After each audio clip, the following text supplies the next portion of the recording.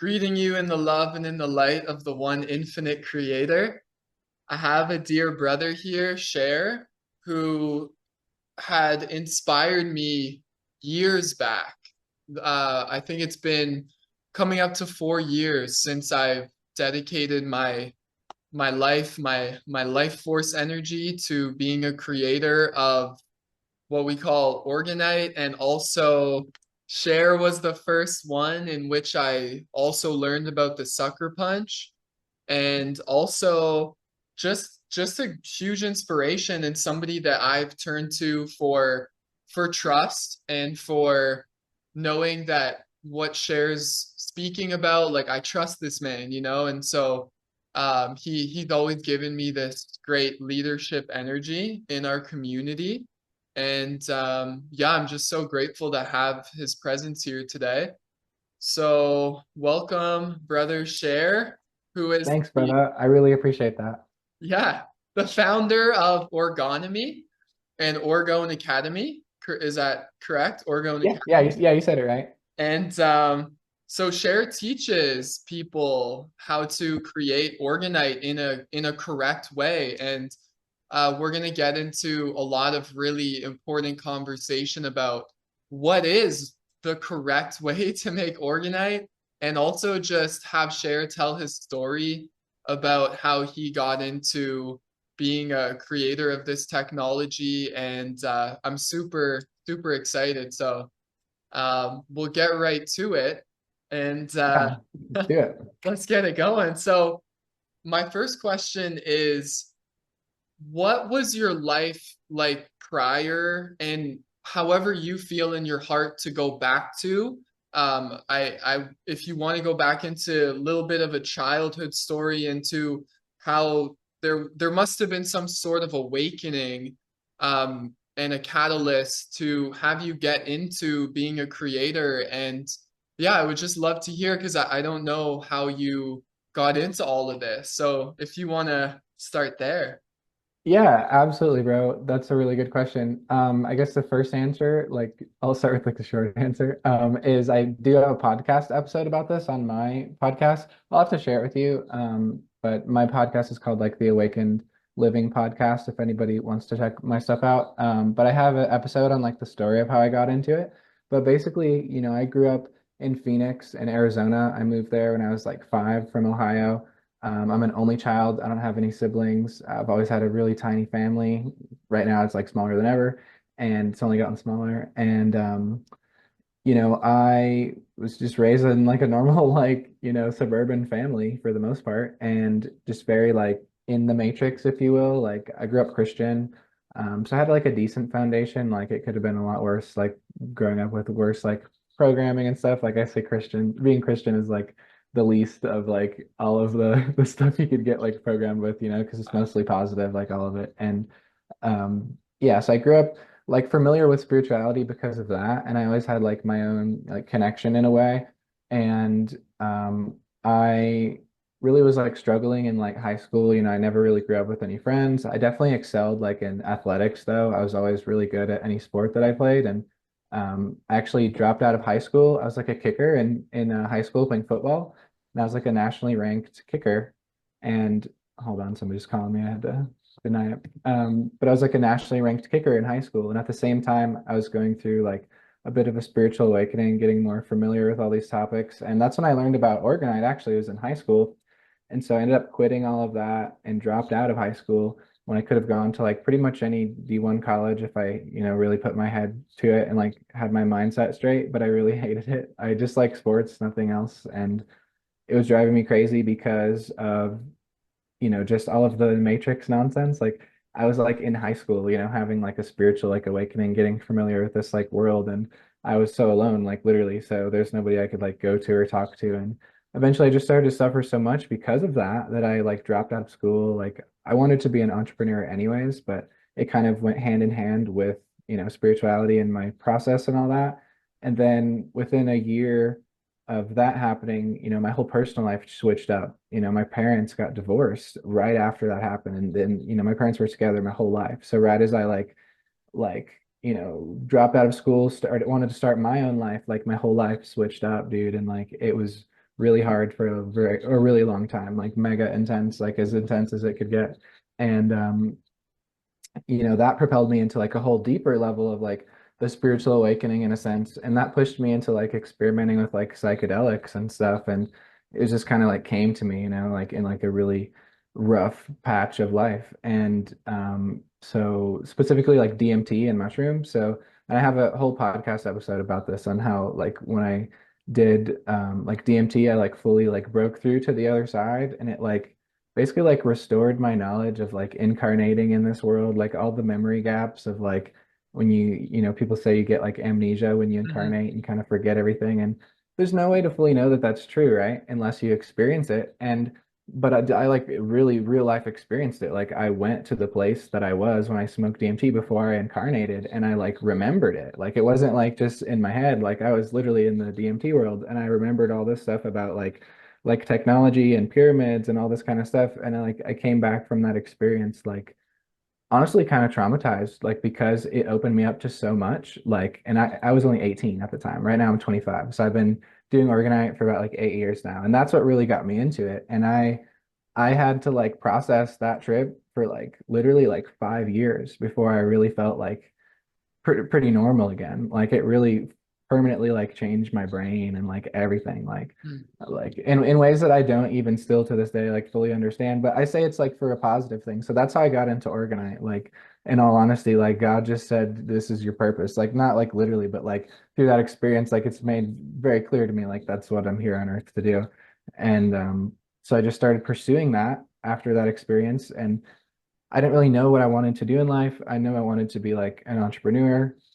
I'm not a salesman. Like I just create good stuff that helps people, like sells itself. Like I'm not the type of person just like go out and be an entrepreneur, like sell people stuff. Like that's not so much me. Like I'm more of the like create it and they come. So I never wanted to like just like be like a salesy kind of entrepreneur. I want to just like be self-sustaining and self-sufficient and do something that's fulfilling for me that helps people. So here comes like the psychedelics into my life in that really rough patch, and it just kind of guided me into this whole path, and I've been on it since. And I've just put all of my energy and effort and willpower and time into like studying the craft and also just experimenting and like literally doing it and learning from mistakes, trial and error. And that's basically, excuse me, where I'm at now. And in 2020, I launched Orgon Academy.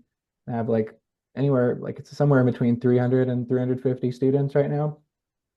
And I was supposed to launch Orgonomy in 2018, but since all this, like, I just don't think I was ready to fully launch it. So I ended up launching it like last year because I had like years of study that I still, had to do like from 2018 to like a couple of years ago until I fully like understood what all the tech is and all of that. And there's always more to learn, so I'm almost at full understanding, I guess. But I definitely put that 10,000 hours in, as the Mm. saying goes.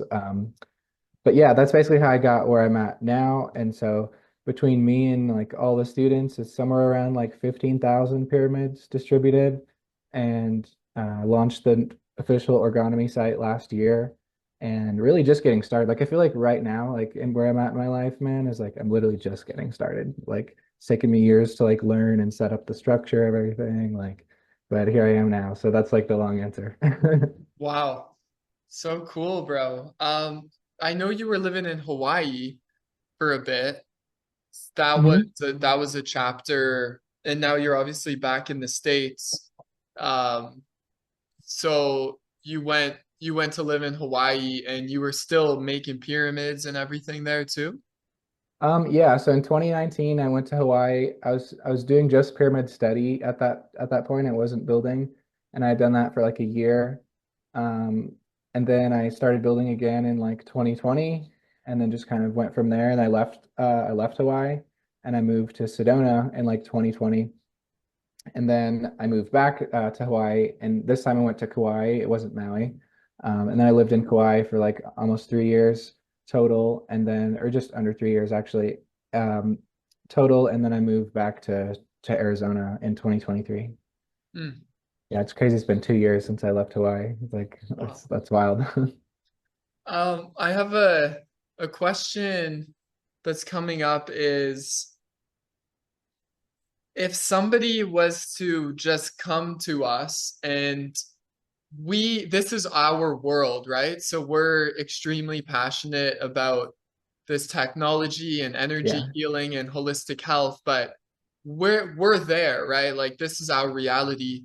If somebody that is still in that matrix mindset, so to speak, how would we, in the most simple and best way, explain like why organite is so important and what are the benefits of having one of these around your being? Oh man, so I mean, you can answer it from an earthly perspective or more. I guess it just depends on the person, like for where they're at. Like, I guess on an earthly perspective, it's going to help your health and it's going to help protect from like radiation. And maybe we would educate them on, what radiation is and why it's harmful and why it could be helpful to have some protection. And this is like a studied, like scientifically proven by the US military to remove radiation. So like that's a great place to start. Like if I'm at a market or doing like a physical show anywhere, like I always start there because I mean, that's such a great question, man, because people will come from all walks of life and a lot of them really don't know anything. And Right. that's not like bad. It's not like we're above them, but it's great opportunity to like let them know like, hey, this could really help you out if you're interested. So I'd like start there. But if they're like super spiritual and they're like, but they don't know what Orgonite is, I mean, I would just be like, I mean, the stronger the organite, the more karma you can like burn on your soul's path, like, and the more you work with all that and like meditation. So it's like a really powerful, like spiritual tool to like burn your karmas essentially. Like, and I say karmas in the sense of like an Eastern perspective, not like you do this and that comes, reap what you sow. I mean, yes, that's an aspect of karma, but I'm talking about like the individual karmas people carry on their soul's journey. This is not like the same as like, oh, you do this and that comes back. This is different. And it can help you like work through your karmas essentially. And that's Hmm. been a big like spiritual thing I've noticed with that and experience too. Wow. I'm curious if you could even go one step deeper into the how. Like what is it that's going on here Mm. that this comes into manifestation? What now is this being up to? And how is it connecting with all of life that is surrounding it? Like I have a glass of water there, my body's here, my electromagnetic field is here. What is it that this is actually doing and why the alchemy of mixing the metal and the crystal and the resin, like if you would go into that and then also maybe explain the history a bit to people that are just tuning in on like how we even got to this point. Yeah, of course. So you're essentially asking about from my perspective, how it works and then the history. Is that what you're saying? Just to make sure so I'm Yeah, not off on a absolutely. tangent. Yeah. Okay. All right. So basically, from what I understand how it works, and there's so many sciences combined, like you have to understand that like this is not a singular thing that's been just studied by one person. Like for those listening, I know you understand this, but like this is so many things together. And that's not always a good thing, like for a while, I'm like, okay, I know this is so many things together. I really want to figure it out. Like I really cared to like put the time and energy and heart into it to understand like, because there's so many working pieces and it's like if a gear is working wrong within those working pieces, it's going to throw the whole thing off. So it's like I don't really encourage people to get into it unless their heart is like really into it and they really like want to understand it. And so with that being said, this is a technology that's like five or six things in one. So you have like Carl Wells, who is the guy who created the word organite in the early 90s. And then you have Wilhelm Reich was the guy who studied orgone energy in the early 1900s, right? He never built organite. He never like created what modern day organite is. And from what I understand, he never built pyramids either. So a lot of people give organite credit to Wilhelm Reich, but he just studied orgone energy. He didn't really, as far as I understand, and from my study, he did nothing with pyramids. So we're taking the studies of orgone energy with, ancient pyramid studies from the U.S. military that show, pyramids being effective in removing radiation. And then on top of that, there's like, the aspect of like Tesla and like scalar tech and like orgone energy before and Walter Russell before Wilhelm Reich. So there's so much in it. And then there's also like the modern day, Carl Wells, who I think recently passed away, um, who made a organite pyramid with a base of like iron and quartz, right? So essentially, from how I've studied all that, it's all of these things together. But the most important thing is studying the ancient pyramids themselves. Those have more answers than anybody who's tried to like explore new avenues. I think it's always good to like look back at the ancestors because far more advanced than us because everything's been suppressed in this life, obviously. Um, so that's like from my understanding the basis of how it works. So then from there, like you're basically creating a generator that's going to filter negative energy and bring in healthier energy to your life constantly. So like think of it as like when you're living in nature, right? You're going to start to get healthier. Your energy's overall going to start like flowing better. Just things will go smoother, you know, like you're less stressed. So it essentially is bringing like all of that to your life. And I always call it like a little mini piece of condensed nature. Like you get that orgone energy in nature, and this is not negative ions. Like people think negative ions indicates orgone, and it doesn't. So like the pyramid usually doesn't emit negative ions unless there's something literally pulsing it. It's going to give very low grade negative ions, but not enough like a waterfall or like nature. So Mm. when you compare orgonite to nature, it's not negative ions. Orgone energy is a completely separate thing. But like that good energy you feel in nature, like that's the orgone. And imagine that same feeling like condensed into something in your house that emanates that. So that's essentially what it is. And you can build orgonite in many shapes, but after experimenting with so many different shapes and stuff, pyramids are by far the most effective. And you can actually look up the US military study on this. It's called RAM, radiation absorbent material. Anyone listening can look that up. And they've really like in depth studied so many shapes with the simple iron and quartz blend. That's what, basic orgonite should be made of, a 1-to-1 iron and quartz blend. And the US military, basically figured out that pyramids are the most effective in, utilizing that energy for radiation removal. So essentially, I've combined all those things plus just my own studies of alchemy and just elements and chemistry and stuff all together to do what I have today. So that's basically like, I guess, answering both questions at once. And so when you basically combine a iron and quartz powder into a pyramid, even if it's little, and then you get the geometry right on the pyramid so it can be a proper circuit, right? Because if anyone's familiar with like electricity, like you have to build things properly for the currents to flow, right? So it's like it's as simple as that. So a pyramid is the most efficient shape, especially when you have the proper angles. There's many angles that have been like studied. It's kind of hard to find the information, but you can look at the ancient pyramids. They're very consistent, like all the same angles, no matter what country. 52.8 or 51.8 for the Giza pyramids with the 1.72-degree indents on the side. Or if you're doing a Nubian pyramid, having it be like 72 or 76 degrees. Those are like standard.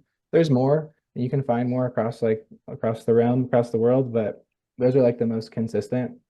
And then different angles do different things. So um, yeah, there's a lot going on there, but it can offer like many benefits to your life essentially. And what's happening and why it works too is because of the resin. So when you mix those materials with the resin is squeezing it, and that's creating a current itself that's constantly squeezing onto the materials. And the tighter the squeeze, the better, So when you're using a lot of problems with like fake orgonite out there, they use really low quality resin that doesn't squeeze very hard, and it ends up, not working. And then if you build it wrong beyond that, it's going to emanate radiation because it's squeezing, improper materials and geometry and all that. And Mm.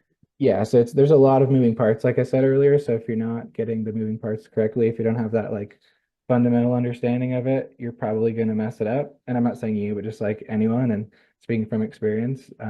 So you have to like understand it from all angles, pun intended. Yeah. So the pyramid studies, like I've studied Alexander Golod and the Russian Mhm, scientists, and I realized that they made these 144 feet high Russian, what we call the Russian angle, and mhm, the Russian pyramid, and how like because it's made of PVC pipe, it's telling me that the angle is extremely important to I guess the energetic quality. And so like studying these Russian scientists, I first heard of Alexander Golov's work from reading the source field investigations from Hmm. David Wilcock. And what I was reading, I was like, this is wild. Like some of these events, these miracles really that are happening within and around the pyramid, such as extinct plants coming back to life. Like they started to notice Yeah, it germinates like native seeds. Or yeah. yeah, babies, like there's the study of like babies were revived from drinking 1 milliliter of pyramid water.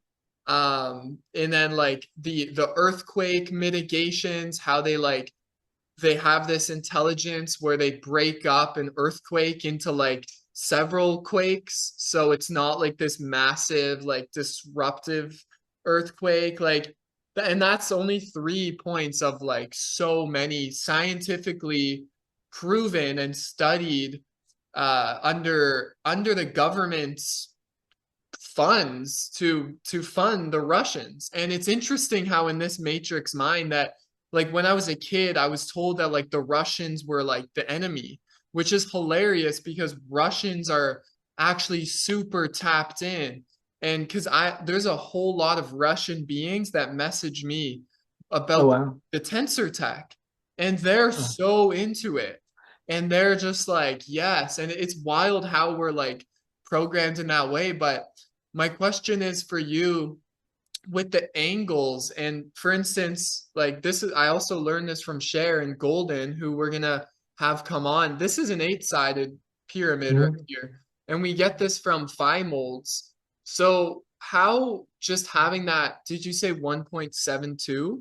Uh, Yeah, that's so what that one is. That's the how exact angle on yeah there. Yeah. the shape of something and why and how can just the angle or the geometry of an object such as a pyramid create like a whole different energetic field. I find that so fascinating. Yeah, of course. I mean, everything comes down to electricity, and like you can look at all these old temples and buildings across the world, India, London, like any of these really good quality cathedrals still kept up to par. Like every last detail is taken into account, like every angle, every carving, everything. And it's not just for art, it's for like vibrational structure. Like, and I'm not even like saying that from like a far place. I'm talking like literally, like you can vibrate certain frequencies and it turns into a shape, and you can match that exact shape of like the frequency of love, right? And you'll look at a cathedral, bro, and it's the exact shape built with the stone into the building, and you could never figure that out unless you knew what the exact vibration literally looked like. And so, like, same thing applies to the pyramids, right? And so and it always has different angles that go in and out. Like when you're creating a circuit of energy, you need yin and yang essentially, right? Negative, positive. And Mm, so from what I understand with the pyramids, you need concave sides for energy to enter the pyramid. Does that make sense? To yeah. basically absorb the local environment. And that's why. And that's going to help the energy travel up the pyramid essentially to emanate a healthier one. And if you don't have an input of energy, essentially, this is also the same with like electricity, you don't have energy. And sometimes you have bad things that can happen too. So like for the pyramids, you could make radiation because it's not inputting any energy, it's not sucking in any energy, you know. And Mm, if you have like the right orgone materials, you're going to produce less of that, even if you build it with not concave sides. But then again, like when it comes to doing this, the most important thing is making the most efficient thing possible, right? So people are wasting their time and money just like buying bunk organite or like just not understanding it, you know, like it's something worth understanding, you know, of this. And I think humanity as a whole used to understand this stuff. It used to be just like normal. mm, Um, I mean, that's clear too. We look at the buildings around the world, you know, it clearly used to be normal or those wouldn't be there. right. So from what I understand, like you're not going to be able to bring in energy into the pyramid with that. You know, what allows the pyramid to create what's called torsion, which is its, you know, energy field spinning, is those angles, you know, correlating with one another, like yin and yang. Mm, So that's why that's like one reason. And then you won't find a single pyramid across the world, you know, Giza style for the most part, that's not like 8-sided like that. And even Nubians, like also those are 8-sided too around the world. Like it's pretty consistent. And the only ones that aren't, because people will be like, oh, there's this one in Rome. Oh, there's this one. It's like those are all much, much, much, much, much newer pyramids. And yes, there's some in Egypt that aren't following those angles, but those are the same ones that are like all destroyed and didn't stand the test of time. So it's like the answers are everywhere. Like, and they're the most efficient by far over time. I've had four-sided pyramids in my house for years and years and years. I don't really think I got hardly any benefits from them. And eventually they just like reach a cap. Like Mm, you can have organite and build it right, but if you're not getting the angles right, eventually it's just going to reach a cap and emit DOR, like deadly Orgon energy, mm, which is what DOR stands for. And yeah, like that's been my experience and a lot of others as well. Like some people have thought like I'm biased, like trying to sell my product, but it's really not that. Like I've talked to endless people who had like the exact same experience and they switched to eight sides and fix their molds and they're like an organite creator, like, whoa, I can't even believe like the difference in this. Like, mm. and like even people who've never had organite, I'm like, hold this one. It's like a fake kind of Amazon four-sided Yeah. pyramid without the right stuff. And I'll hand them like a small eight-sided one that I make, or like Golden or you or whoever. And they'll be like, whoa, like such a huge difference. Like, and these are people who don't even understand it, you know? So it's pretty, it speaks for itself. Mm. Thank you so much, bro. Yeah, I love clearing it all up because being a creator of this technology and I follow this thing right here, my heart space. Absolutely, number one. And that is why I'm here. That is why Moonas Magica is flourishing as a company. Like that is why I am successful because I'm surrendered to the heart, which is my guidance system, and is the reason now that 4 years later, when I was watched like I was looking at videos of you speaking about it and also brother Gaia, like he was the first to introduce me to the tensor rings. And like literally like you guys are like my in a, just like my guides and my leaders. So I love now like coming into like I've learned from Golden, who I know like Golden straight up was there with me when I was making my first pyramids. Like he was Oh the wow. like he was literally the one in which like now like my style is like Golden's but with Muna's with it now, right? It's like it's just the way because that's where I learned and um yeah, it's so beautiful and I love it because for me tensor tech it's not enough because I'm a very like creative artistic being and before I even got into this I was a painter and Oh I wow. was just like an abstract artist with like throwing color on the canvas, like throwing my emotions on the canvas. And then that's when I went to school for holistic health. And then I was gifted a ring, and then that brought me down the portal. But I just knew by following my heart. And just to bring it back to the zero of this discourse is that I love to clear things up because I know that the truth is the truth. Like there's there what we do, it's real. It's like it's actually like we're working with the unseen field, right? But it's real. And I know that it's real, but through my journey, I've had to really look deep because I'm out here like I'm creating and I integrity is like the most important thing that we are out. This is like our business, this is our life, like this is it's all one. And so we want to make sure that we're sharing the right knowledge, like we're studied on it. And I just love to clear it up. For instance, something that happened with me recently was um I had it like I have smart meter EMF rings, the tensors, and then uh I had this woman tell me like that her ring didn't work, and I was like, and she left me like a 1-star review on Etsy, and I was just like I like I know I make the rings correctly. Like it's not that hard. Like if you're Yeah. precise, like you twist the copper, like yes, be in the heart space, but like I'm not really out of the heart space. Like it's quite impossible for me to be like putting bad energy in. Anyways, it was this whole thing, and then I had to like go study like what she was bringing up. She's like, can tensor rings be measured with an EMF reader? So I went down this whole rabbit hole. I messaged Twisted Sage and all of these like really like well-known tensor creators, and I really like had to get to the root of it. And I didn't feel settled until like I got like what is the truth about can a tensoring be measured with an EMF reader? And ultimately, no. Like you can't, it's a metaphysical energy that is like you can't necessarily measure like the life force with an electromagnetic reader. Like it's there, Right. it's a different spectrum, like it's a different wavelength. It's like the difference between duality, electromagnetism, and non-duality, which is like 0 point energy. So but they're one, like nirvana and samsara are the same in a sense, like it comes back into one, but you almost have to like separate the parts to understand, and then it like all merges back into one. So anyways, just saying that is I'm really grateful that I have you on the line here and we're sharing.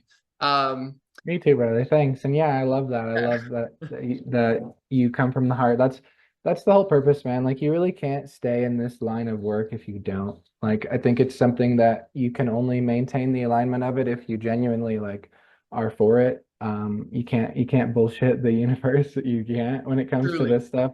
I really think so. And and you said that about the customer. Like I heard this years ago, man. Like the cost of doing business in any business is having like a customer that's just going to project at you. Like every line of work I've ever been in, there's always people like that. So just give them unconditional love. Customer's always right. Just follow the golden rule, man. And like it's gonna happen to everyone. Like no matter what business you ever do, like the creative people listening, like whatever endeavor you ever find yourself, like just use it for your growth. Like every comment I've ever gotten on Instagram or bad review or whatever, like it's all helped me grow, and Exactly. most of them aren't true anyways, but it's just helped me grow like in my sense of self too. Like, being able to notice when something is mine and they're speaking truth to me, or if they're just projecting and it has nothing to do with me.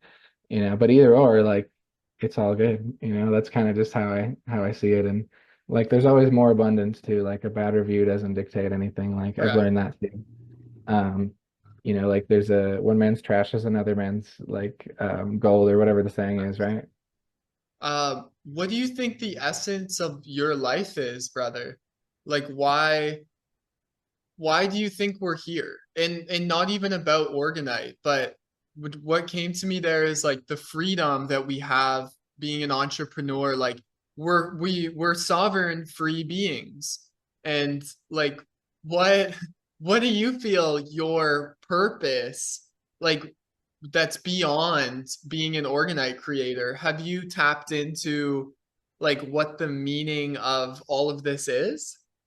Yeah, that's part of it, man. I think that if I haven't tapped into that, like I don't think I could be doing what I'm doing. And Organite is like my main thing, and like my company, it's a nonprofit. I'll just say company for lack of better words, but ergonomy and stuff like that's like my baby essentially, but really it's more just like me and who I am and sharing myself and my soul and like devotion to God and truth. And like I've found out a lot of what it's not, like I've become a lot more logical too over the years. Like I used to be a lot more like talk more spiritual, think more like that. And I do still, don't get me wrong, but I feel like I just do it in a much more grounded way that's connected to like logic and earthly direction as well. Because, dude, I had to bring all this stuff down here on Yeah. earth, like it's like I couldn't do much with it all up in my head and all in the ethers. Like I had to really ground in my body. And like my teacher said this morning, I was talking to her and she was like,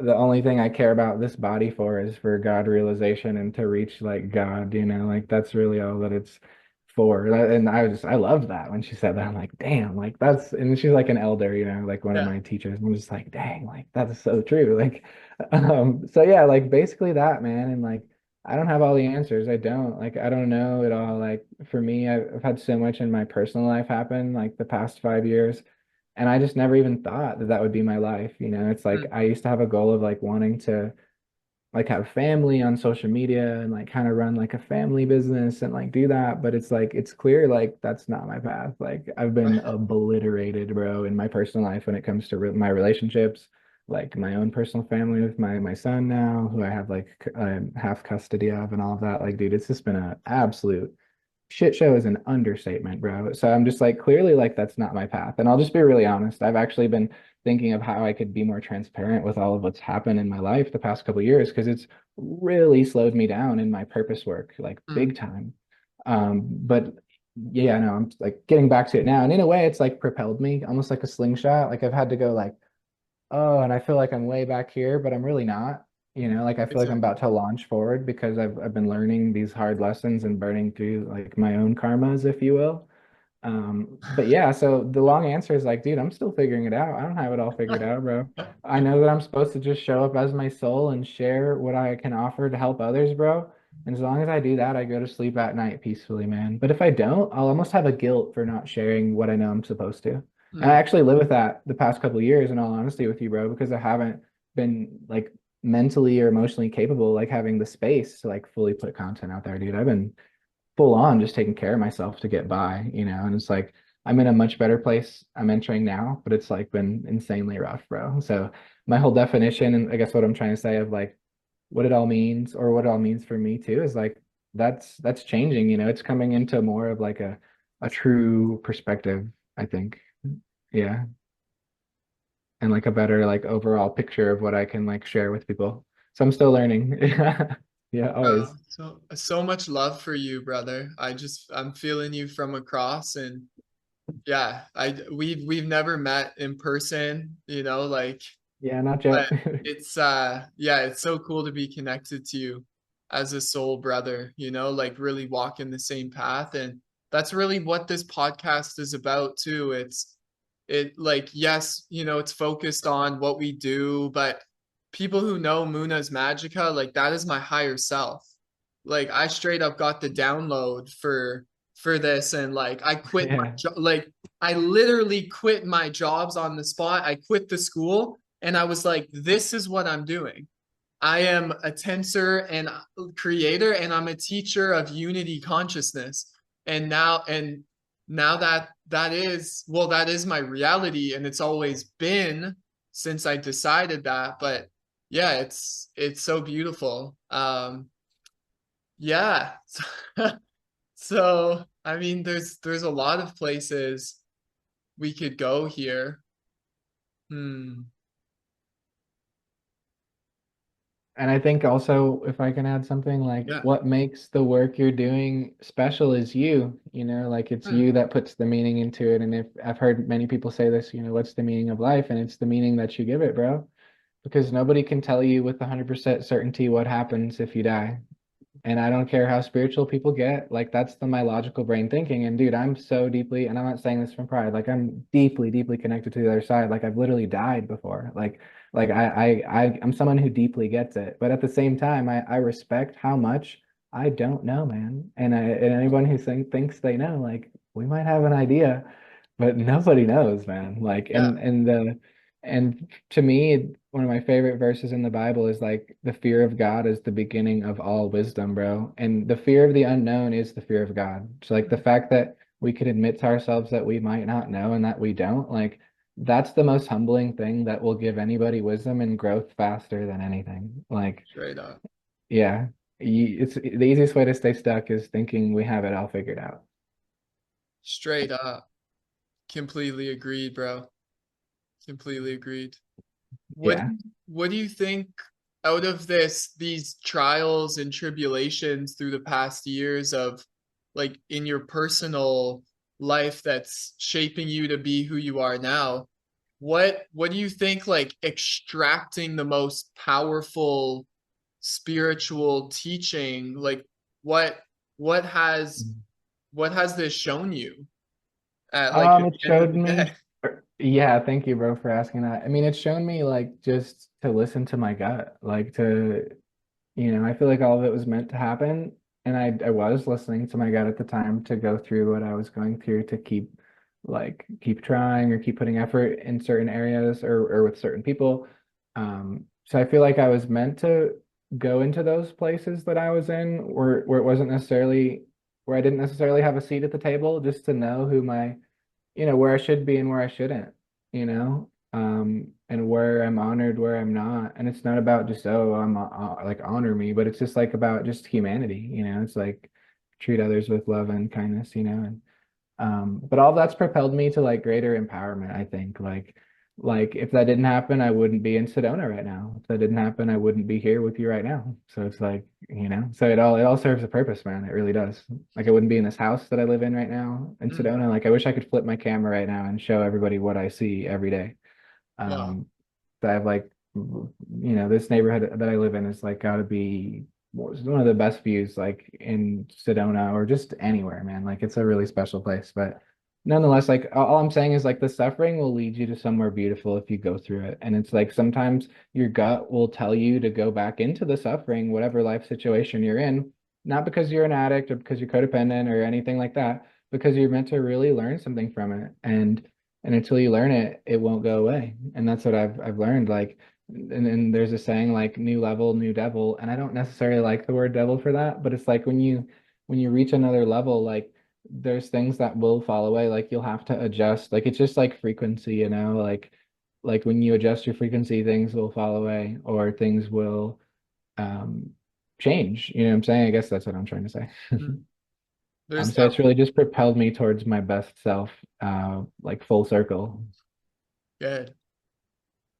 Yeah, there's that Ram Dass saying that suffering is grace. And I always share that with everybody is like suffering is I've also heard masters say that suffering is the path to self-realization. And because it's the burning away, as you're saying earlier with the organite, like it's the it's the burning away of what we're not. It's the burning away of the illusion of separation. It's the burning away of duality. And now like because duality isn't like there's a subject and an object in duality. Like I am thinking about this. Like there's a two going on. But what I've realized and the teachings that I've gravitated towards is non-duality.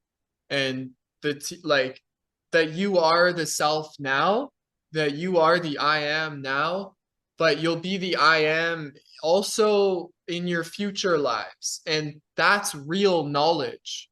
Like there's the knowledge that is changing and that is like it's not true like knowledge. Like true knowledge is unchanging. And Exactly. there's only one thing that doesn't change, and that is consciousness itself, the spirit, the self that is actually the substratum of all of this experience, like its existence itself. And what I've been sharing with the community is that you don't have to do anything to be free. Like you don't have to go into like duality or shadow work, or because that same person that you're projecting onto the screen that has to do the shadow work isn't actually you. Like you're in a sense the a better way to say it is you're witnessing the shadow work. Like because you as pure awareness are simply the witness of all that is. And it's interesting though, it's like in this realm where like simultaneously like this breath is going back and forth from like realizing that I exist, and then my thoughts and my emotions are like so they lead me, like every thought like leads me a new direction, right? And it's so wild that like our thoughts are even that powerful, and that like our emotions, and it's like wow, like you could change your whole destiny by like following one thought. It's incredible. But what I do know saying all that is that there is a benevolent loving creator that has shown itself to me as Of the course. truth. And that to me is God, and God is divine love. And that's why when we surrender to this with, and as you're saying, like having that humility to say I don't know, And in that, you then allow that Mm. pure flow of energy to come and to cleanse you and to express that divine love through you.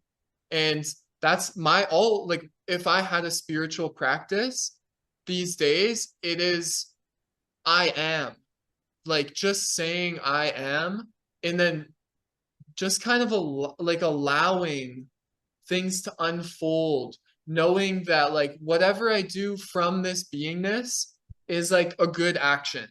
Like I'm always on Yeah. the right track, right? Like, because Mhm. who is the one that could be out of alignment? That's something that I've also brought to awareness is like when people say, oh, I'm not in alignment, I'm not, well, like who are you referring to? Like there like and the egos don't like this. Like I've literally had people tell me like you are triggering. Like I trigger people Yeah. like Well, because you just understand the truth, I, and that yeah, triggers people, bro. Like I can relate deeply to that. Even right now in my life, man, some people just don't want to hear it. And they will like I've seen people destroy themselves in any way possible they can just to not hear the truth. right. Like it's wild, man. Like it really is. And you're speaking of something that's so real, that's so important to understand is the I am. And that's what we do know. That is what's never changing. And that is like the objective truth.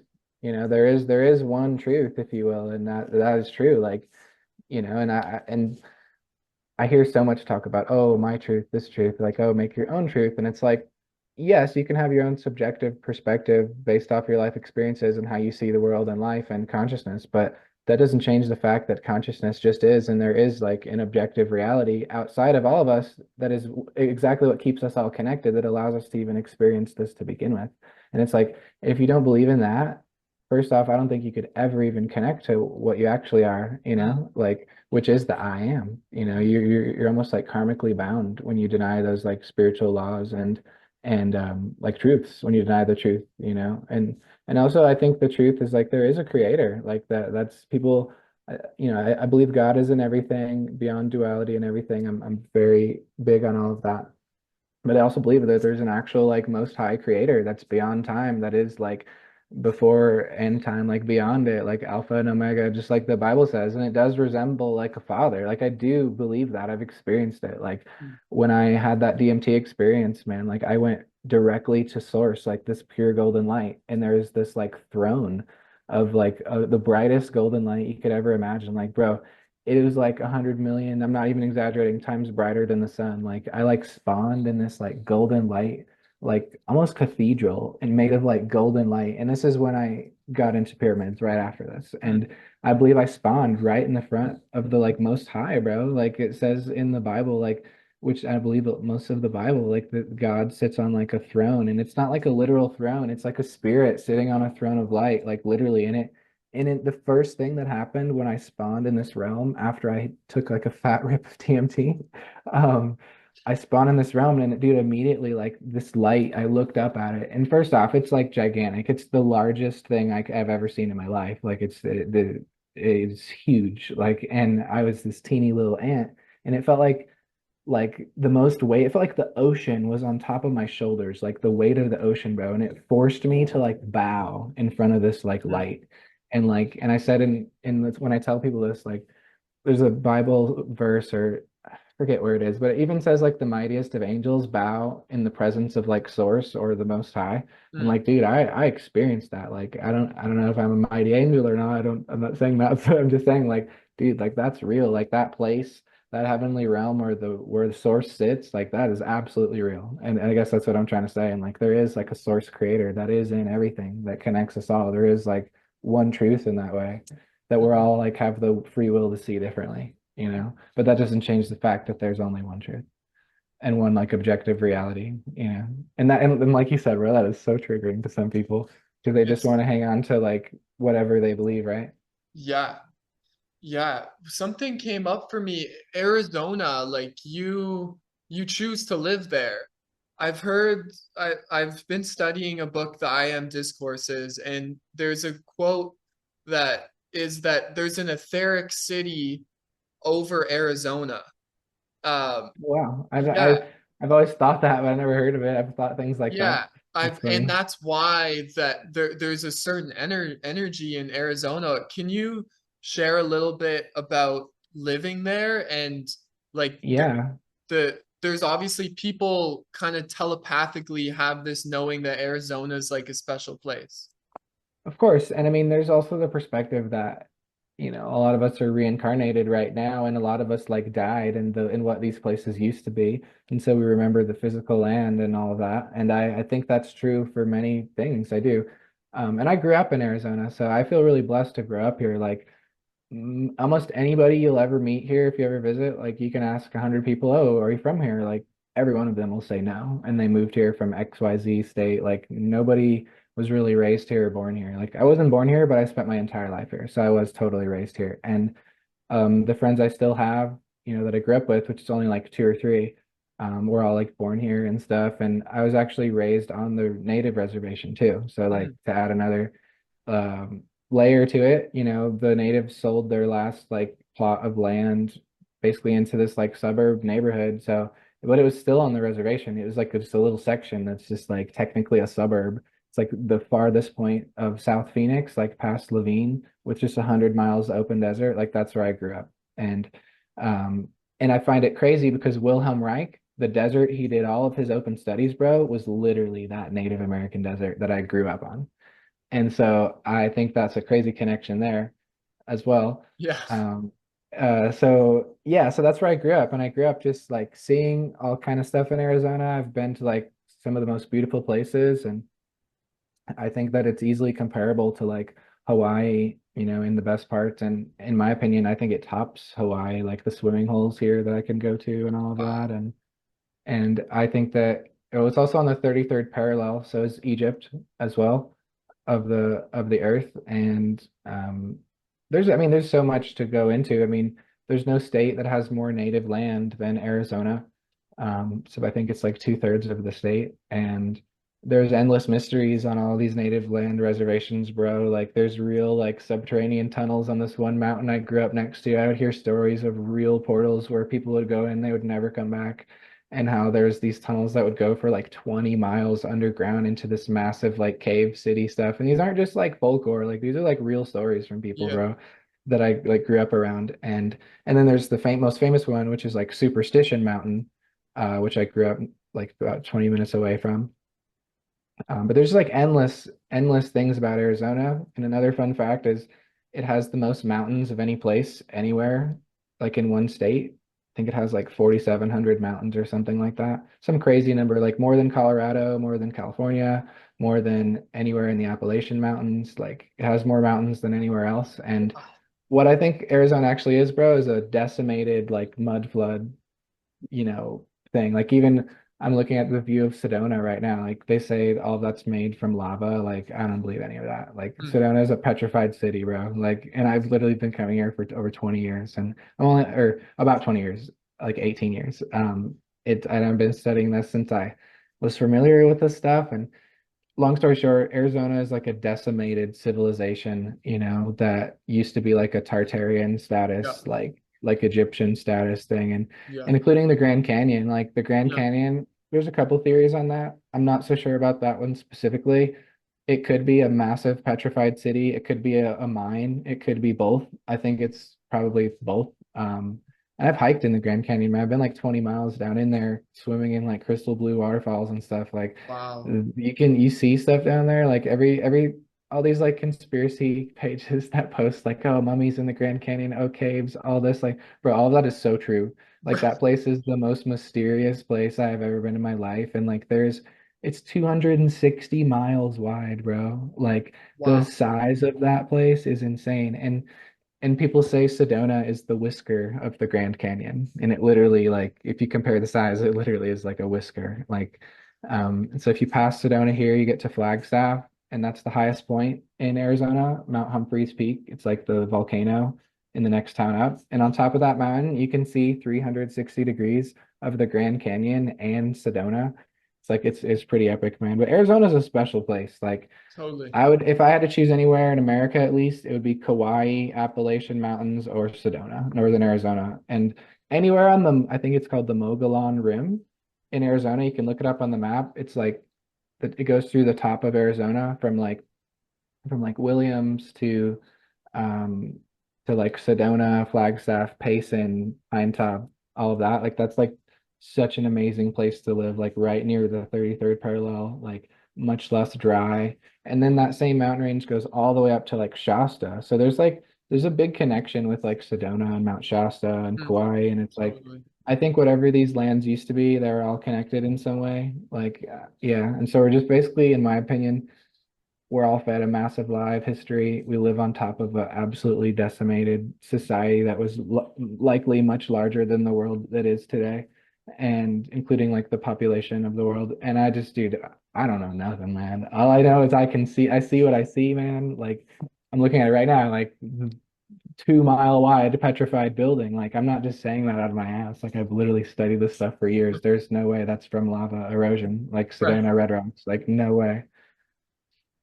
Wow. So yes, like yeah, that's my long long answer rant. So beautiful. Yeah, I would love to come down there. It's one of the places I'm called to in the States.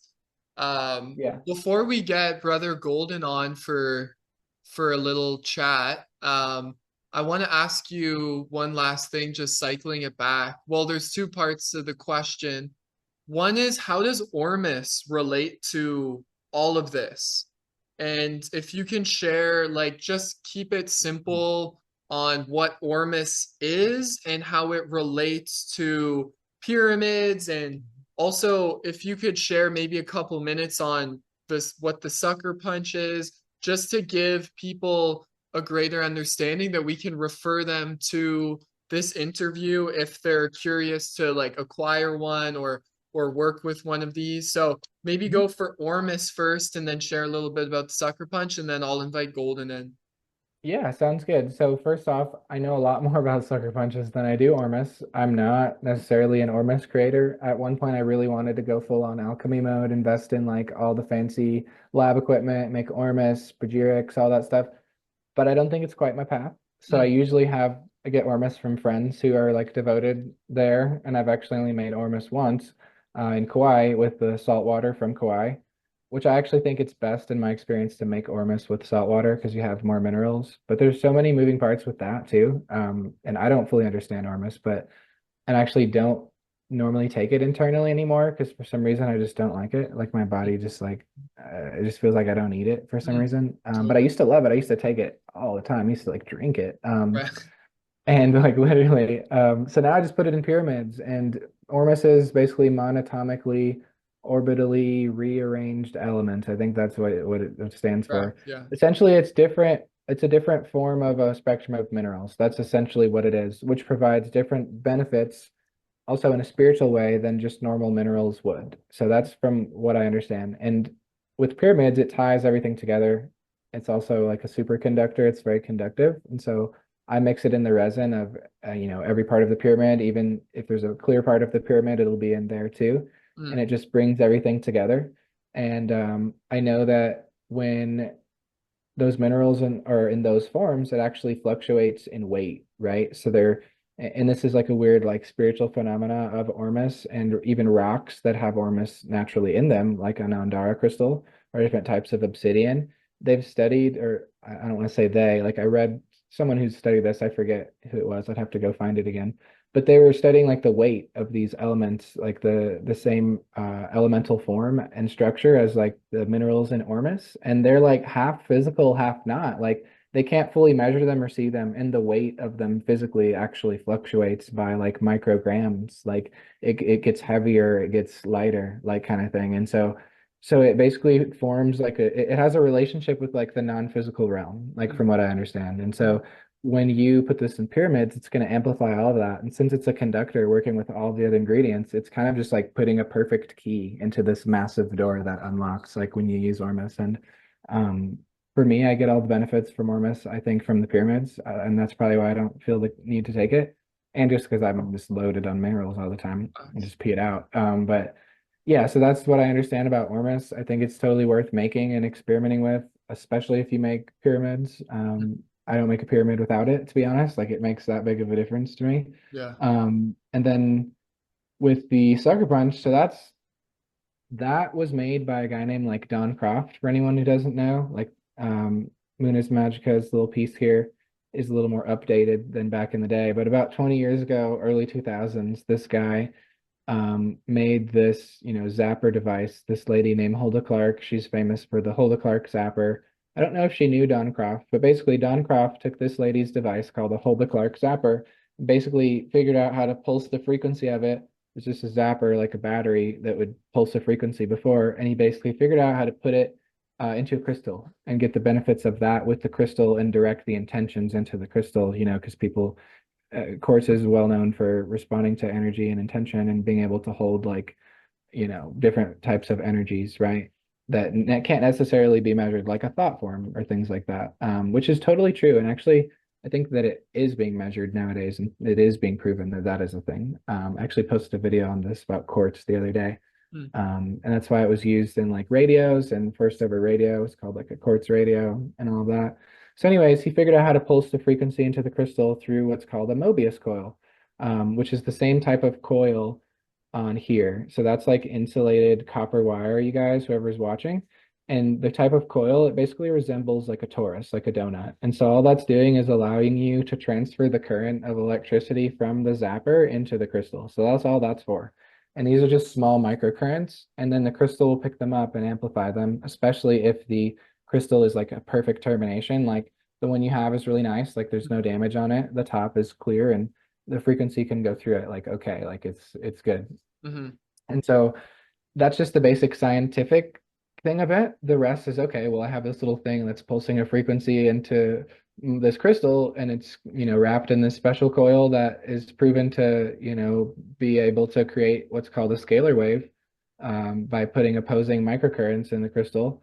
Because when you wrap a Mobius coil, I know I'm going off on a tangent No, no, here. this is When you exactly. wrap it, when you wrap it, you're using one wire. So even though that looks like two wires for those listening on your sucker punch coming out, it's actually one wire split in half and then it's wrapped. And so when you're canceling a wire out or a current out against itself, from what I understand, that creates what's called a scalar wave, which is a field, an actual field of energy that you can respond. It can respond to energy or intention. It's kind of like, for lack of better words, like a portal, like a little genie kind of, Yeah. like it responds to energy, right? Like when you, like a pool of water, right? You hit the water, it moves, it takes shape to your hand that hit it, right? Same exact thing here, but this is coming to your thoughts and everything. And you can manifest things negatively too with that. I will say that. Same with the pyramids. Like, and this is why I say it burns through your karmas because anything you're not online and not in control over, unconscious, dude, it's gonna bring that shit up so quickly. And you better hope that you notice. But with that, like basically with the sucker punch, it's a tool for psychic protection. So basically, Don Croft, the reason why that guy created it is because he wanted to use it for protection while he was gifting Organite. And so he would use it for like protection against like literal negative entities. And it might sound far out to people, but I have seen homes, bro, that have real demon issues that need a real life exorcism, like seriously, like real life stuff. And Hmm. dude, you put Orgonite in there, you deck it out, it's gone overnight. Like it really is. I've sold this, I've sold pieces and like packages to people with like serious problems, and where I even questioned, like almost as an experiment, like is this gonna help? Like, and it sure did. But like I found, with studying all the entities, and it's called demonology, like the study of like demonic hierarchies and how to protect yourself from them and all of that. Like, dude, Orgonite is one of the best direct tools other than like direct prayer to God. That is the best protection for this kind of stuff. And then you add the sucker punch on it, even better, because Don Croft was wanting to basically like protect himself on all fronts, and like shield himself, not only with the natural current of the organite, but also like a more direct current of electricity, like literally going into a crystal so he could like control like the energies and everything better. Like he was very advanced. There's things that he did with that I don't even fully understand. But I do know that it works for sure. And so basically the way I understand it is you can have your intentions with it. I like to just like write them down like in little bullet points and maybe just keep it nearby, like or hold it and read it just so I can like acknowledge the intentions around the crystal. And remember, you're not praying into a crystal, you guys. You're praying to God with the crystal tool, like Hmm. as a tool to amplify your prayer to God. Like don't ever like replace it. Like people be like, "Oh, you're praying in a crystal. I'm like, no, I'm not. Like, I'm not actually. I'm using a tool to amplify my prayers, like out of respect for God's creations and what they do, Facts. like not the opposite. Right. You know, you get what I'm saying. Yeah, So yeah. essentially you can use it for law of attraction. You can make your your health better.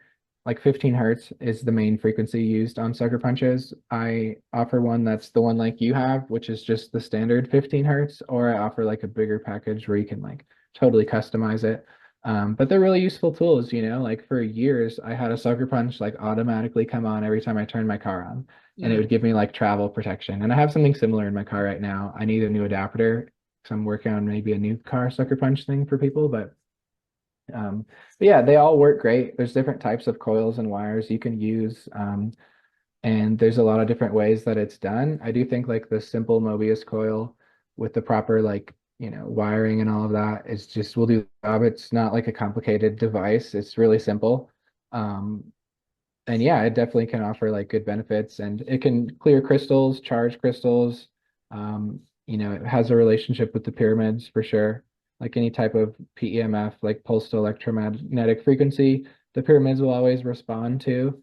Um, and it will like honestly like form a relationship. Like the pyramids will harmonize, kind of like a grandfather clock when it harmonizes with the other clock, like the pendulum, same thing. Um, and yeah, like I would recommend it to anyone who's really getting into all this stuff. It's great to like experiment with and have around. And you can do the portable one, or you can get an adapter to where you can plug like the one that you have into the wall as well. mm. So yeah, that's basically, I mean, if there are any details I missed, feel free to ask any more Yeah, questions. what one last thing's coming up is this like conversation of EMF protection. Um, Hmm. like we're clearly when you're in a city, say where I am, like, when you're in nature, there's paramagnetism. So nature already is very medicinal. But when we get into like denser areas, like psychically, like on all levels of consciousness, there's this like there in specifically the physical, this EMF radiation that all these like towers gone up and do like whether it's having organite or having a sucker punch or a tensor ring, how does these tools help to in your understanding, in your framework of how do they harmonize these energy fields that we're constantly bombarded with, and why is it so important these days to like have these tools for assistance? Yeah, of course. That's a really good question. So to start off, like I think everyone should understand the types of radiation. There's two types. I mean, yes, there's more for the people that will probably want to correct me, because I could try to keep things simple. There's either natural radiation or unnatural. There's native EMF that comes from the earth, which sometimes that's not good. You could have like a fault line or geopathic stress, which is naturally occurring in the world, that creates deadly orgone, or what's called negative green, which is worse. And that creates radiation. So it's not always good, but for the most part, that's not something people will run into hardly ever. This is like very, kind of too advanced stuff for people just wanting to understand radiation. But it comes down to native radiation, native EMF, or non-native EMF. You have to protect yourself from non-native EMF. You're not going to come across like natural sources of radiation hardly ever. And if you do, you'll know, like your life will show. If you're living like on a fault line or something, like people will have symptoms of like living next to a Gwen tower and all this, but they don't even live near one. And because you live on like a natural radiation spot of the earth. So that's one thing to consider. But 9 times out of 10, that's not the case. It's always the local non-native EMF radiation. So now that that's out of the way, you want to protect yourself from non-native, unnatural frequencies, and your body will gain a certain resistance to all of that just by living in the world, which literally everybody has at this point. You can't go anywhere without radiation. Now there's like Starlink satellites, with all the helium balloons moving all the satellites around. And beyond that, just like drones, like there's so much going on. That's just so much EMF everywhere, even if you are in nature. Um, and so it's about not necessarily blocking EMFs, because people, and I'm going to make some more content on this too, to like, help people understand, but you're not blocking EMFs, you're transmuting them. Like it's like a filter. Like if you have an air filter, you're taking the local air that's not clean and you're creating good air from it, right? Same thing with the pyramids. You're taking local energy that's not clean and making good energy from it. That's literally what's happening. Mm, And so you're not blocking the radiation, you're just making it so it doesn't harm you, and you're basically bringing the harmonious field that would be there in that exact spot that you're standing. Let's say the city wasn't there, there was no 5G where you're standing in your home. Well, there'd be no radiation there. So what the pyramids are doing is basically restoring the energy of wherever the pyramid is to its original like state, which heals the earth too, not only people in the environment. It heals anything around it, like anything that's biological, like so anything. And it's so powerful. So essentially, my goal is to basically grid the world, the entire world, in the healthiest, most balanced, and harmonious way with pyramids in distinct locations, people's homes, like, and also massive pyramids too. But that's what I'm kind of getting into now as well. But yeah, that's how I'd answer that. wow. Thank you. Yes. Yeah, Uh, no problem with that. we were planning to invite Brother Golden on, Golden Son Orgon, who actually was, I mentioned him earlier. Uh, Hmm. we've gone for about an hour, so what I'll do is I'll invite Golden in the chat here, and maybe we can continue this podcast for another 20 minutes or so, and then we can all go about our merry way. Um, I forget what email Golden sent. It's Golden Sun Oregon at Gmail. So yeah, Golden I think was my first ever student and one of my first ever customers too. Wow. I think he was the first person I ever like actually taught hands-on. Like the rest I kind of just like shared with it online. I'd like post some stuff. But I think he was like the first person I genuinely like spent time with, like trying to help him out and get him started because he really was, excuse Eager. me, he was really into it, Yeah. and he had bought some stuff for me. And this was like years ago. This wasn't even like the most efficient or up-to-date stuff. This was just like what I knew at the time. And he's still good enough to make differences temporarily in people's lives, and Mm. or While permanently, I while guess. we wait for Golden to come on, I have one question I forgot to ask. Yeah, anything. Um, So we talked about the iron and the quartz. Like there's also creators, including myself. Like I use iron magnetite in my pyramids, and I learned from Golden the magic mix, right? So we do the shungite, iron magnetite, ormus, copper flake, quartz, and then whatever else you want to, toss Mhm. in with your magic mix.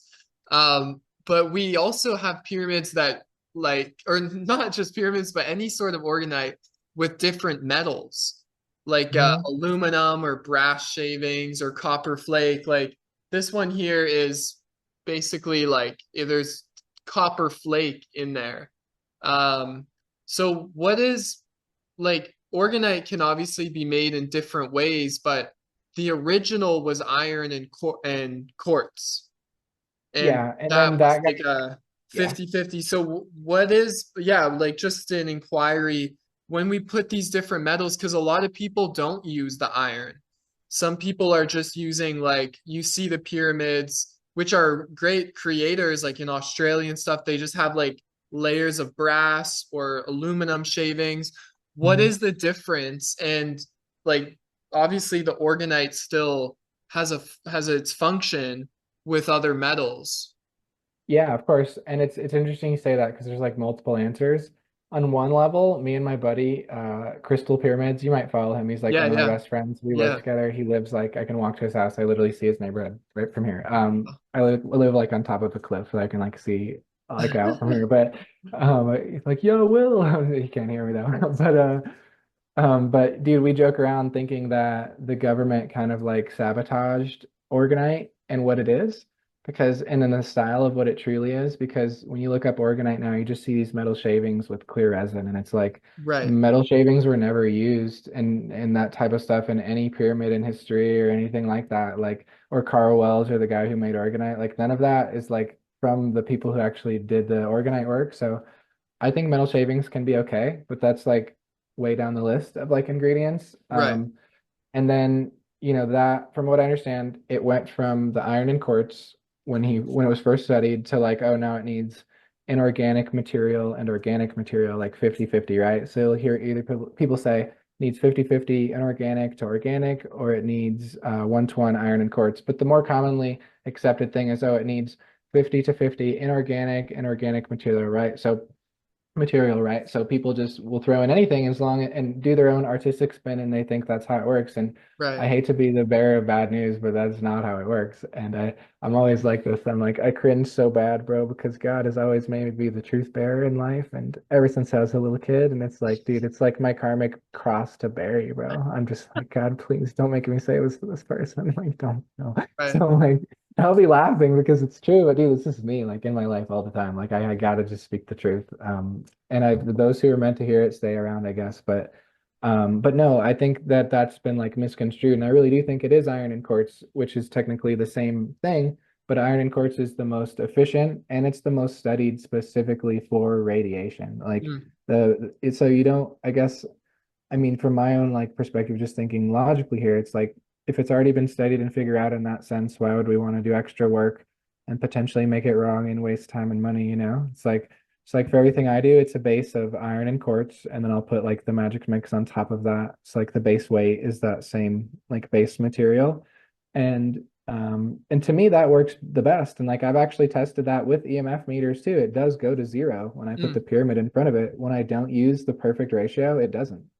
So like I've really done this, and I can make videos on this. Like I have my whole house covered the past two homes that I've lived in, uh, with all of the iron quartz pyramid blends and everything that I do now. And like I'll walk around my house, dude, it's literally zero everywhere, other than when I directly put it on the router. So the only Wow. thing it isn't blocking is the signal, like literally. And so Right. that's what it should do. But that only happens if I build them right. I've spent years like, trying testing that out. So I really do think the iron and quartz is the best way. I think that, and I really wish I could find more info online to who and the more details of what the military actually studied, because it's mostly summaries that you'll find. Like I really want to know like what they did. Right. But it is true, at least in my experience, that the iron and quartz one is the most beneficial. And then that doesn't sacrifice the artistry too. Like you can make the layers like in the pyramid you have, you can make a colored layer and mix all that in the color you want. You can pour it, and then you just start putting the materials in like into the literal mold, like the metal and the quartz, and you stir it in, and then the outsides will still be the color, but the inside you'll have that blend to where Mm, your organite is still working, but you can make it look however you want. mm, Um, so like you can get that same beautiful look still following like the ratios and all that. mm. And every metal has like a property too. Like I'm not like trying to, hate on different metals, but for when it comes to radiation specifically, like that would be the best. And then there's another one for gardening. It's a 1-to-1 ratio of zinc and copper. Like if you're building orgonite specifically for a garden, like make that your base and then add all the other stuff. And it's wild, like the stuff it does in gardens. So And that's from like Victor Schauberger. That each metal has its own sort of like being to it, its own potential energetic healing properties. Yeah, I believe every element basically has like a spirit, just like every plant or mineral. Like they call it the mineral kingdom and animal kingdom for a reason, or the plant kingdom or whatever. Yeah, they're all like living in a way. If it's vibrating, it's alive. So even if it's not breathing, that doesn't mean it's not alive. There's things that don't breathe that are living. Right, right. What do you feel? I've been putting a tensor ring at the capstone along with the quartz at the tip. Like, have you worked with the tensor with the organite, or hmm what do Yeah, you, so I love yeah, tensors. what I do you actually have feel? one right next to me. This is yours. Oh, wow. Yeah, yeah. Golden brought that. It's just chilling right next to me. Yeah, With one of his pyramids.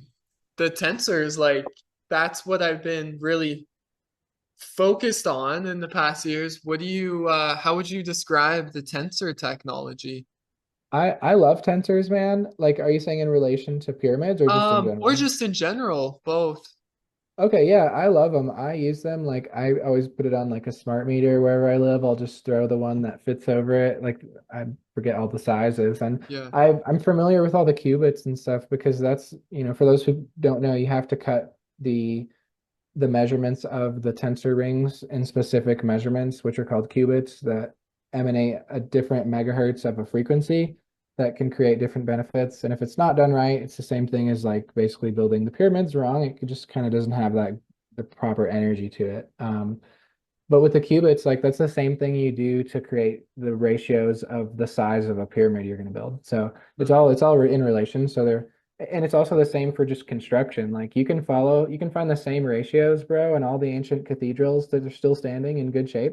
They're following the same exact ones as the Great Pyramids. It's all the same exact stuff. Like those were all one society. They're not like separate, you know. Yeah, there's resets and all that, but those were all following the same like patterns of nature mm, implementing them into construction. And that's all we're doing, you know, doing your tensors, me doing the pyramids. Well, you're doing pyramids now too, but that's all this is. And one thing I have learned too is like a lot of people will do the coils around like the copper coils around they're the cool. quartz and stuff at the top. And I used to do that, but I honestly stopped because I think the pyramids work much better without it. And all you're looking for is a squeeze on the crystal.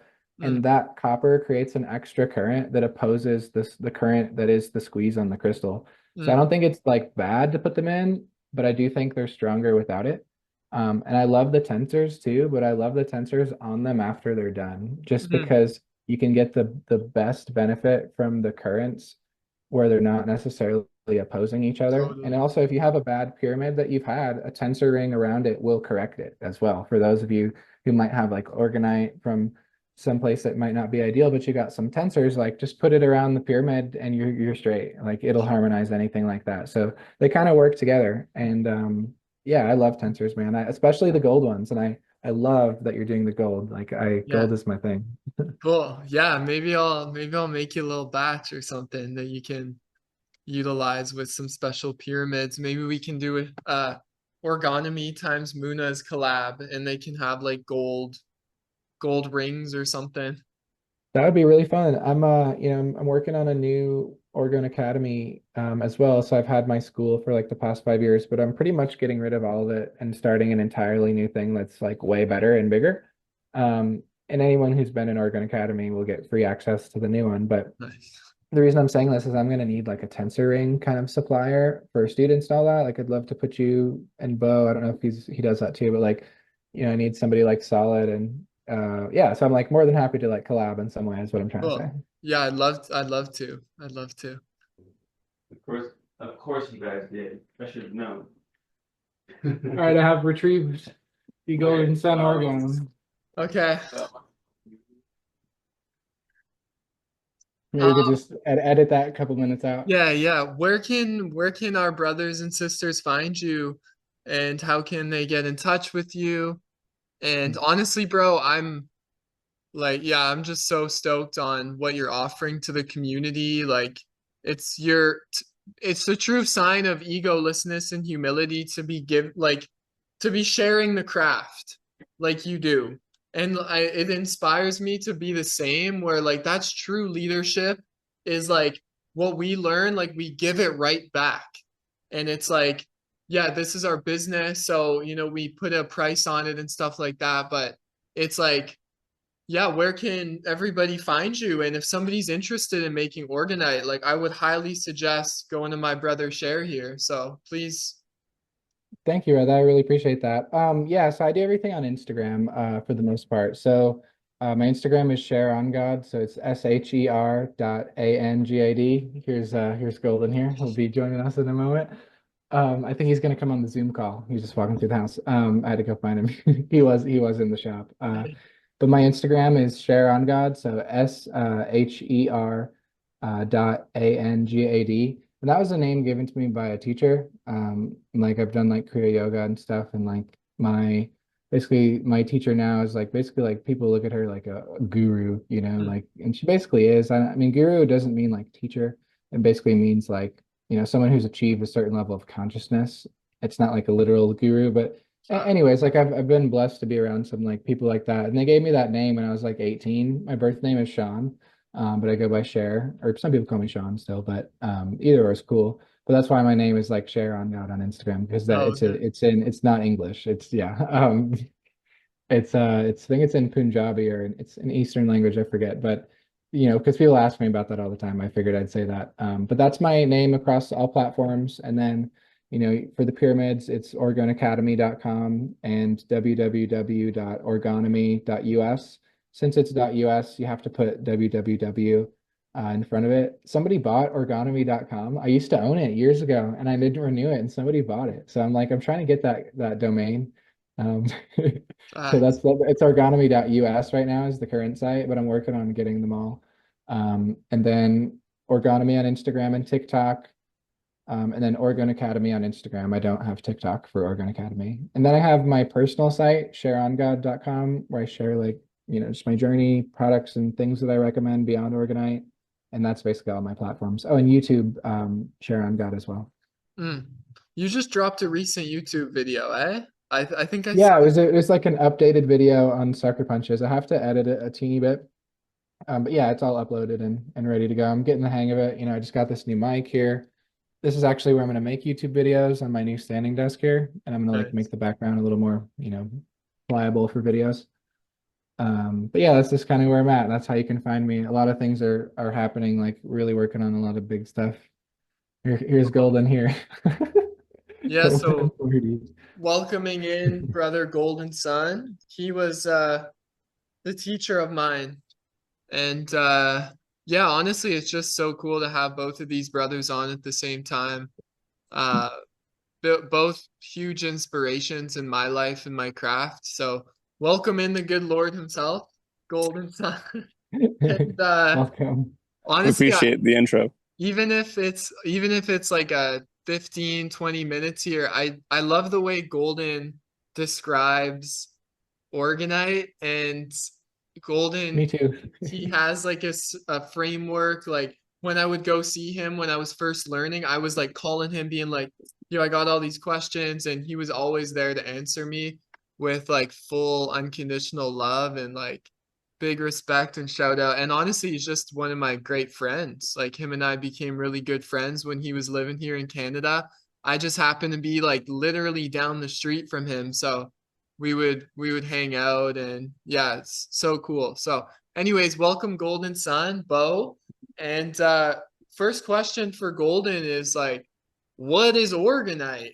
Like why do we need it? And what are its benefits? And why would somebody want to acquire these devices from us in the first place? Right. Okay. So just the question of the day, like what is Orgonite? Am I Uh, right? So, I mean, like, what is Orgonite? It's a device, it's something, right? But I think the thing to focus on is like it's interacting with another energy that we may not be as familiar with, right? So this is like the vital life force energy that moves all things and drives it to do, what it's imprinted to do, essentially, right? So, and when we amplify that life force energy, um, you're going to get certain effects, like it's going to harmonize electromagnetic fields from your phone, etc. It's going to help amplify plants, animals, life force energy, including us.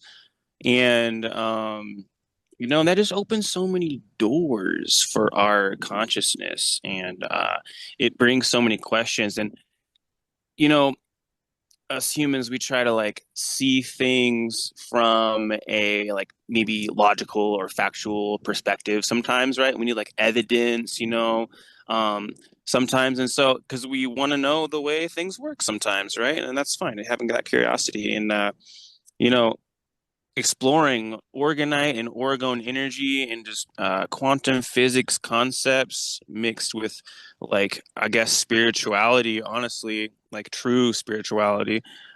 So that's orgonite in a nutshell. And so it breaks down to like what are we doing, when we make this stuff? We're combining, essentially physics concepts to make these things amplify the nearby life force energy or create its own thing going on. Um, any questions so far? You want to add, or uh, you want to Oh, you direct? just say it so well. I love the way he communicates, man. You're a true Gemini, bro. You really are. Thanks, bro. I yeah, Appreciate it. I'm a Gemini as well. Oh, you are? I had no idea. Oh yeah, I think both of our birthdays are really close, actually. Oh, that's It's true. awesome. Yeah. Yeah. Yeah, I mean that makes sense to me. What like what do you think God, like, so it's God basically, like Orgon energy or the universal life force. Would you say that that is also like a synonym for God, or like what is your Well, there's connect? a lot of God, you know? So it's like what type of God, I guess you would say, or not even that. It's more of like that's the life force that moves all things, you know, and creates life and, you know, gives it instruction, basically. And then we've got like the opposite of God, if you will, because you know we're on a dualistic kind of thing going on, right? So then that would be like the counter nature of the true magnetism, basically, right? And it'd be inverted magnetism. And so you see that in like death giving stuff, because that can be amplified as well, but not using orgone energy concepts wild enough. Hmm. So So anyway, so the pyramids, like when did we start making the pyramids? Like, cause I'm just following you guys. You know, like Goldie was making pyramids, Cher's making pyramids, so I'm making pyramids. But like, when did all this come in, and why? I remember Golden you telling me back in the day that like pyramids are basically the best shape, it's especially pyramids, pyramids, inside pyramids. to with Organite. So what is your understanding of why is Organite in the pyramid shape so much more like in harmony with the with the creation? Pyramids are an antenna, long story short. Pyramids are an antenna for scalar waves, which receive and send out that kind of energy. And also, they're amplifiers. They're a great structure that is very, you know, strong. And so, you know, we use that, and they resonate with the Earth's own energy, especially with the eight-sided Giza pyramid that the ancients brought in for us. And really, I think it started with Carl Wells with the pyramids thing. But you know, Cher, I was going to direct it to Cher. He really said, you know, hey, it's pyramids, it's pyramids, it's pyramids, for me specifically. So I was like, okay, for sure, yeah, yeah, pyramids. And then I started to develop how and understand like why like that's actually true and whatnot. So that's why we use the eight-sided in the Nubian shape for the pyramids. Um, that's it. Yeah. So Yeah, That's cool. I proper. know Yeah. Cher was saying earlier, which I was shocked to hear, was like even the Nubians are eight-sided. Did Yeah, I you can say show that? you some of those. Like the original, when the before, obviously now they're like very decayed. But you can look on the photos. I think I had, let me double check. I might have it on here right now. I could show it right now. Um, they are eight-sided. So in the Giza pyramids that are eight-sided, they are kind of there's like an inclusion going inwards. I think that's the right word. Yeah. But on the Nubians, it's the opposite, so it's going outward. So here, let me find this picture. I think I can find it for you guys while I'm on here. that's totally Okay, interesting. perfect. Check Also, this the out. Nubians like good phi ratio. Look, so old world pyramids, see how they're eight-sided? Do you see Yeah. on the edges of each one? Oh All wow. of Yeah, them in the photo. Do you I see can that? tell. Yeah, so that's essentially what I'm talking about. Like the yin yang relationship of the geometry itself Wow. is what allows the circuit to basically, function efficiently. Because these are all doing something energetically. They're not just random monuments. And although this might be a drawing, it's also up for debate whether these old world things are actual drawings. I don't know if you guys have gone down that rabbit hole, but um, yeah, who knows? But anyways, they're pretty much all follow the same philosophy. Every old world structure, it's not just the pyramids. When it comes to the eight-sided, because I used to be like, oh, eight-sided this, eight-sided that, and I didn't really understand. I'm like, oh, well, if it's just that little thing that makes such a big difference, but it's so much more than that. It's following the philosophy of following the pattern of nature in everything that you build, like the same eight-sided pattern and the with the inclusions and the things going outward. Like I don't know the right words. I'll learn to communicate this better. But there's a way to like build things so it creates a circuit of energy, and you have to have two opposing like currents, the same way with like the sucker punch, right? Like yin and yang, like it shows everywhere in the construction is what I'm trying to say. So what about like the OG busters, like the classic like tower busters, like those ones that we would just like throw at towers? What? Yeah, I think those are fine. The ones that do have a not the proper geometry are just like some people say, like at least from what I've studied, there's the pure dome ones. You have to have some sort of a spire on the dome. Like if you look at domes on all these cathedrals, there's always something on top of it. You'll never find just a plain dome.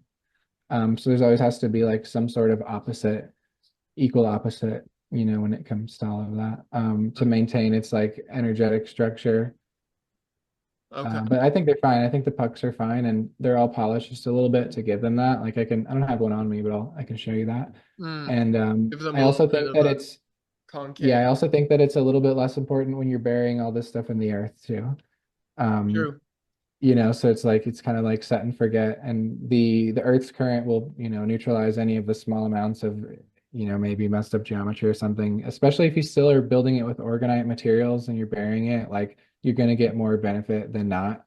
But obviously, you want to do it most efficiently as possible. But short, long, that's the long answer. I do think the tile bursters work fine as pucks. Okay. Yeah, in homes too, not only being buried.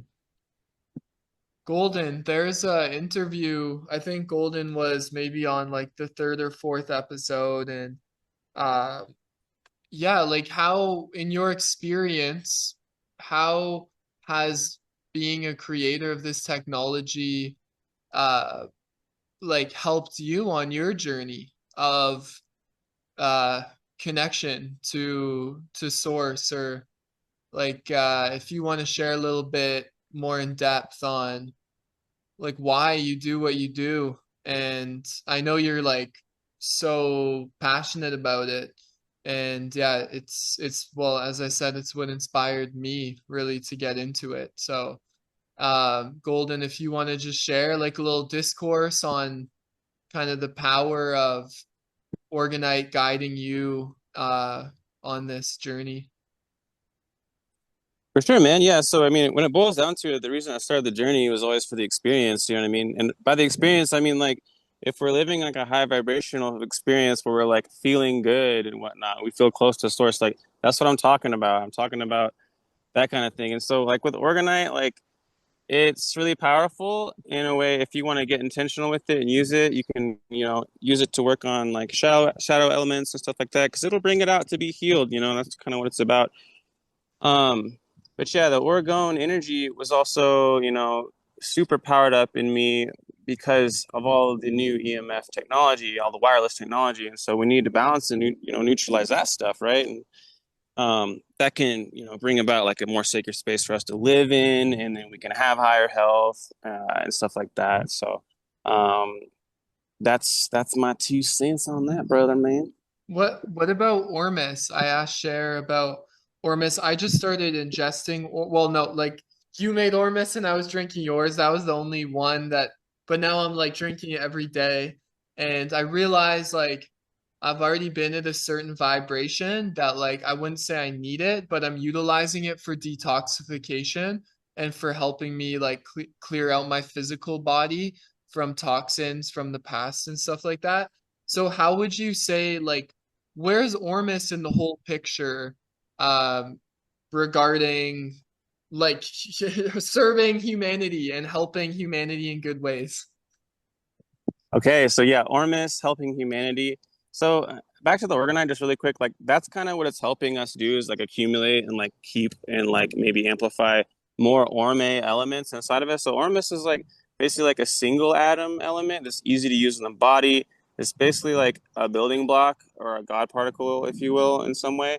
And it's, it's cleaning for pituitary, powers up sacral, etc. It's healing DNA and all this jazz. So Ormus is really powerful, and people, in India and stuff like that, who really started the like great spiritual movement, I'll say, um, always searching for the Ormus, and even the Egyptians back in the day and whatnot, it was about the Ormus, right? And so like we can have like this like hyper connected like life. I think that's what it's about, really. Like Ormus is basically like life force food in a matter state, essentially.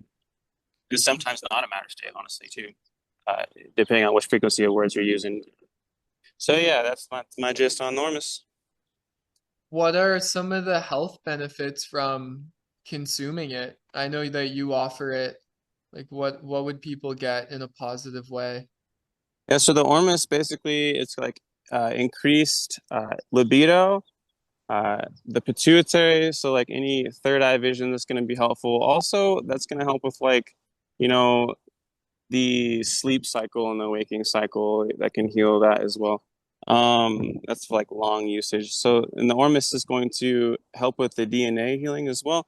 It even helps a little bit with parasite cleansing. So it depends on how much you're taking, and you know, everybody has a different experience as well. So, Totally. some people it takes a little bit longer to accumulate the Ormus and start to notice a difference. Kind of like some people may be familiar with the creatine stacking thing. It's similar to that in essence, I'll say. Hmm, So that's my 2 cents on that. interesting. Huh.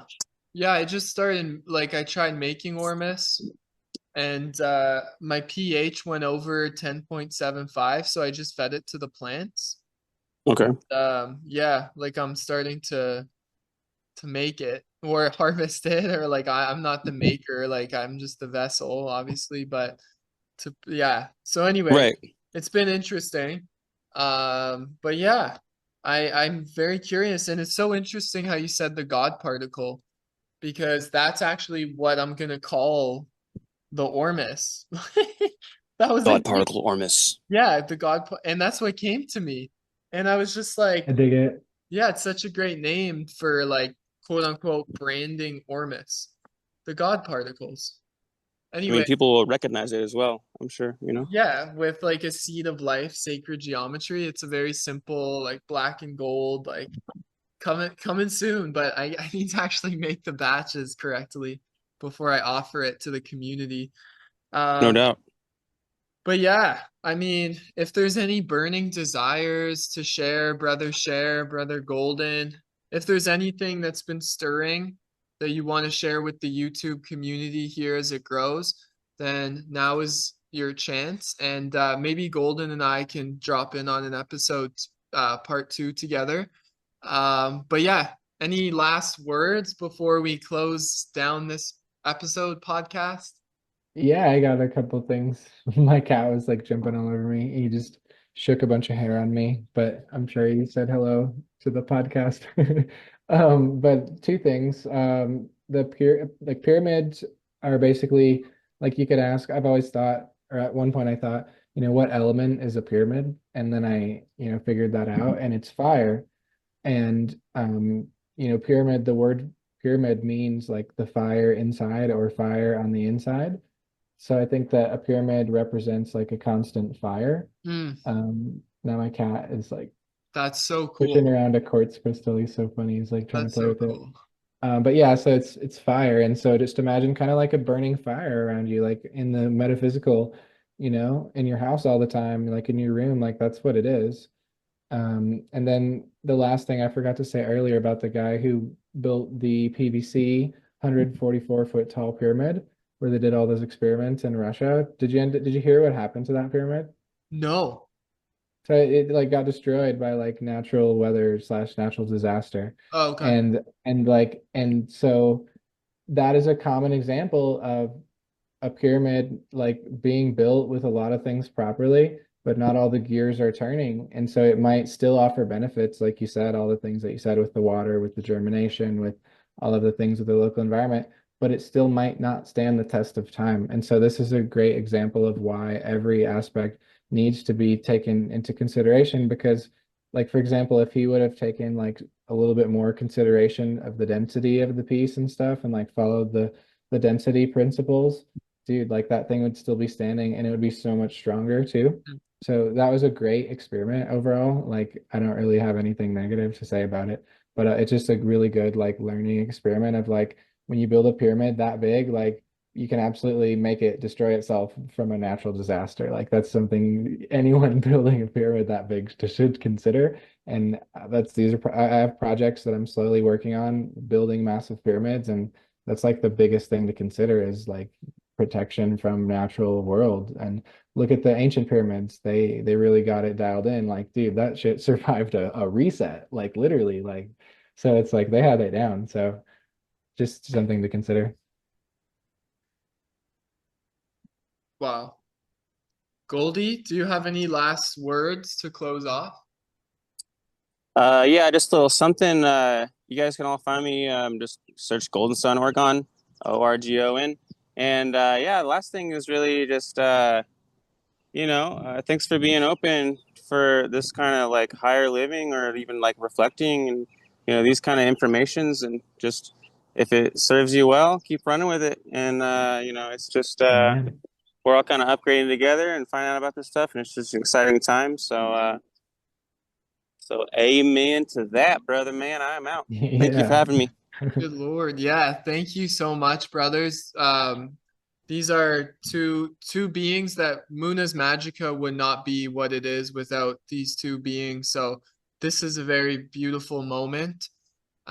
Who's ever tuning in here. And yeah, we're growing together. We're one. And you know, slowly but surely we're gonna become a social memory complex, which is basically we'll have telepathic powers and stuff like that. But we're still in the embryo stages of all of that. So, anyways, leaving y'all Yeah, in the thanks so love much. and in the light of the one infinite creator. And can I get a good Lord? Good Lord. Thank you, man. Good Thanks for having me Lord. on. I appreciate it. Peace, guys.